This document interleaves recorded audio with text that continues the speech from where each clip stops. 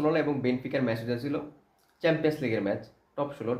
এবং বার্সেলোনা প্রথম 22 মিনিটই একটা রেড কার্ড খায় পাও কুবার্সি, এবং মনে হচ্ছিল গেমটা কি ঘুরে গেছে, কারণ বার্সেলোনা 10 ম্যান, বার্সেলোনা ডরা খেলছে। আমার মনে পড়তেছিল এর আগের বারের কথা, যখন আমরা প্যারিসের সাথে খেলতেছিলাম, প্রথম দিকে রোনাল্ডো আরাহো কি রেড কার্ড খায়, তারপর ম্যাচ ঘুরে যায়। কিন্তু আজকে পুরো টোটালি ডিফারেন্ট খেলছে বার্সেলোনা, হানসি ফ্লিকের আন্ডারে সে পুরো ডিফারেন্ট খেলছে। দেখেন 10 ম্যান হওয়ার পরও তারা কিন্তু কি বডি ল্যাঙ্গুয়েজ নামায় নেই, তারা কি পজিশন খেলছে। তারা আমার মনে হয় কি 52 ছিল বার্সেলোনার পজিশন এবং 48 ছিল কি বেনফিকার পজিশন। সো বার্সেলোনা যে কনফিডেন্স সাথে খেলছে এবং তারা কি কোনোভাবেই তাদেরকে ডমিনেট করতে দেয়নি। এবং রাফিনিয়া যে গোলটা করছে অসাধারণ একটা গোল, সে আপনি মনে করেন প্ল্যান্টি বক্সের বাইরে থেকে যে গোলটা করছে অসাধারণ। এবং একটা প্লেয়ারের কথা বলতে হয়, আরও 2-3টা প্লেয়ারের কথা বলতে হয়, যেমন শেজনি যে গোল কিপিং করছে অসাধারণ। এর আগের বার মনে আছে বেনফিকা যাতে খেলা দিচ্ছে যখন সে কয়েকটা ভুল করছে, কিন্তু আজকে সে অসাধারণ গোল কিপিং করছে। এবং Pedri, Pedri is the magic.